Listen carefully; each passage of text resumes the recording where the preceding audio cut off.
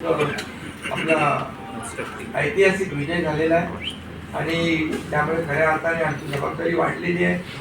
आता या सगळ्या ज्या काही जे घेतलेले आम्ही निर्णय आहेत की आमचा एकही निर्णय कागदावर राहिलेला नाही. मी त्या सगळ्या निर्णयात जाऊ इच्छित नाही, पण एकही निर्णय आम्ही कागदावर ठेवला नाही. कुठली योजना आहे ती कार्यान्वित केली आहे आणि त्यामुळे जो लोकांचा विश्वास शेवटी यापूर्वी देखील आपण पाहिलं की काँग्रेस सरकार ज्या ठिकाणी असतील त्यांनी किंवा महाविकास आघाडी ज्यांनी ज्यांनी काही निर्णय घेतले, काही आश्वासनं दिली, ती पाळली नाही.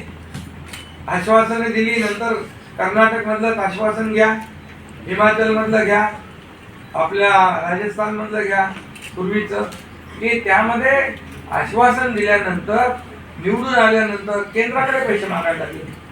आमच्याकडे पैसे नाही, आम्हाला पैसे नाही, असं आम्ही केलं नाही.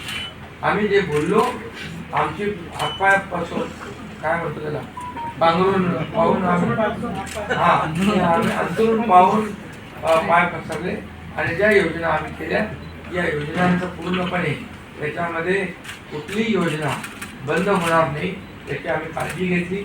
सगळे नियम आम्ही पाळले, सगळ्या RBIच्या केंद्र सरकारचे गाईडलाईन आम्ही पाळल्या, कुठलंही व्हायलेशन आम्ही केलं नाही. आर्थिक दृष्टिकोनातून जे जे काही आम्ही नियोजन करायचं ते केलं आणि त्यामुळे त्यांना लोकांनी खोटं ठरवलं. ते आम्हाला म्हणाले तुम्ही लाडकी बहीण योजना देताय, पैसे कुठून आणणार, पैसे कुठून आणणार, हे फसवं आहे.